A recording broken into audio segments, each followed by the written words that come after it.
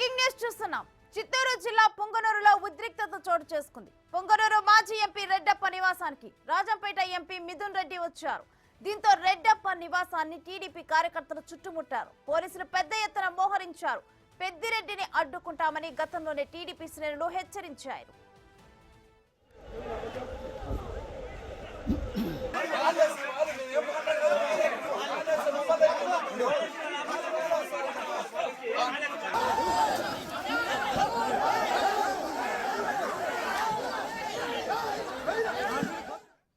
ఇక ఇదే అంశానికి సంబంధించి మరింత సమాచారం మా ప్రతినిధి దామోదర్ అందిస్తారు. దామోదర్, ప్రెజెంట్ పొంగనూరులో సిచ్యువేషన్ ఏ విధంగా ఉంది? డీటెయిల్స్ ఏంటి అసలు ఈ అంశం మీద?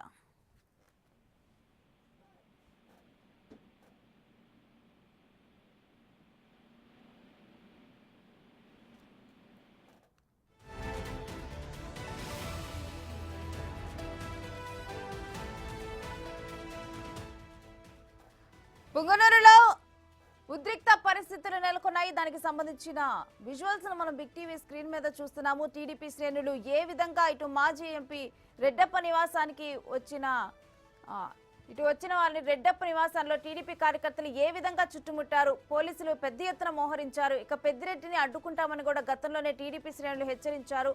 అదేవిధంగా కూడా వాళ్ళు అక్కడ నిరసనలు వ్యక్తం చేస్తున్నారు. అయితే ప్రస్తుతం చిత్తూరు జిల్లా పొంగనూరులోనైతే ఉద్రిక్త పరిస్థితులు నెలకొన్నాయి.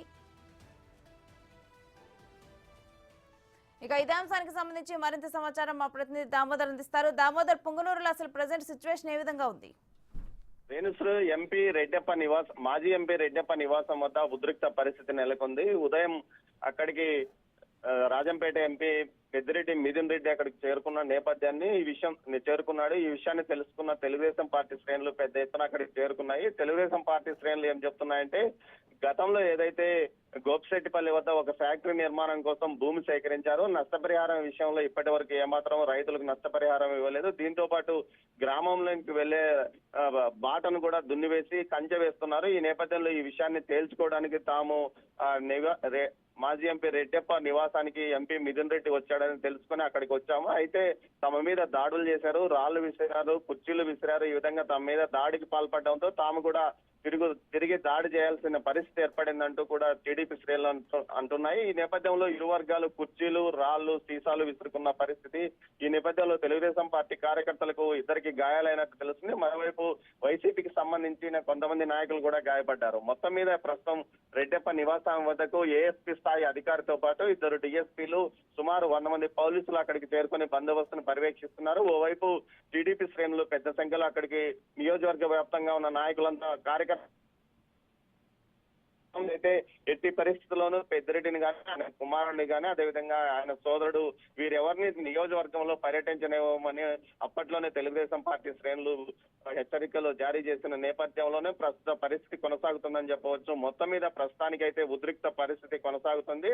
ఓవైపు రెడ్డప్ప నివాసంలో ఎంపీ మిథున్ రెడ్డి ఉన్నాడు. మరోవైపు తెలుగుదేశం పార్టీ క్యాడర్ మొత్తం చుట్టుపక్కల మోహరించి ఉన్నారు. మరోవైపు పోలీసులు కూడా భారీ ఎత్తున బందోబస్తు ఏర్పాటు చేశారు. ఏ పరిస్థితుల్లో ఏం జరుగుతుందో తెలియని ఉద్రిక్త పరిస్థితులు మాత్రం పొంగనూరులో నెలకొన్నాయి. మరోవైపు అదనపు బలగాల కోసం చిత్తూరు ఎస్పీని కూడా స్థానిక పోలీసులు కోరినట్టు తెలుస్తుంది. మొత్తం మీద అయితే ఎట్టి పరిస్థితుల్లోనూ తాము మాత్రం నియోజకవర్గంలో ఆయన తిరగనివ్వమంటూ తెలుగుదేశం పార్టీ శ్రేణులు భీష్మించుకొచ్చున్నాయి. దీంతో పాటు ఏదైతే రైతులకు అన్యాయం జరిగిందని చెప్పడానికి వచ్చిన అనవసరంగా దాడి చేశారు, వీరి మీద చర్యలు తీసుకోవాలంటూ కూడా తెలుగుదేశం పార్టీ శ్రేణులు డిమాండ్ చేస్తుంటే, ఎట్టి పరిస్థితుల్లోనూ తాను నియోజకవర్గంలోనూ పర్యటిస్తాను, తన కార్యకర్తలకు అండగా ఉంటానని తెలియజెప్పడానికి తాను ఇక్కడికి వచ్చానంటూ మిథున్ రెడ్డి చెప్తున్న పరిస్థితి. మొత్తం మీద అయితే ఉద్రిక్త పరిస్థితులు కొనసాగుతుంది. అది ఎంతసేపు ఈ విధంగా ఉంటుంది, ఏం జరుగుతుందన్న విషయంతో పొంగనూరు వాసులు టెన్షన్ తో అల్లాడిపోతున్న పరిస్థితి మనకు కనిపిస్తుంది.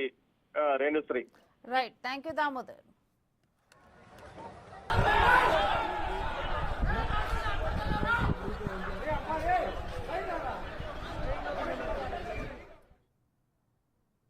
ఫ్యాన్కి ఓట్లు వేస్తే డబ్బులు ఇస్తామని చెప్పినారంట వాళ్ళంతా వాళ్ళ మాట ప్రకారం ఓట్లు వేసినారు, వాళ్ళ మాట తెలుసుకున్నారు.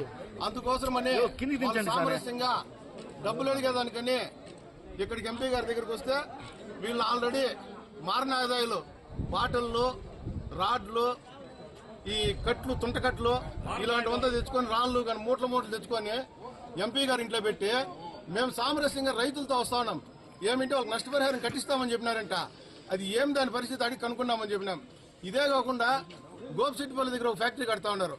దానికి 68 ఎకరాలు 70 ఎకరాలు వాళ్ళకి ఇచ్చినారంట. దాంట్లో బండిబాట్లు కానీ స్కెచ్ లో బండిబాటు ఉంది, 20 అడుగుల బండిబాటు ఉంది.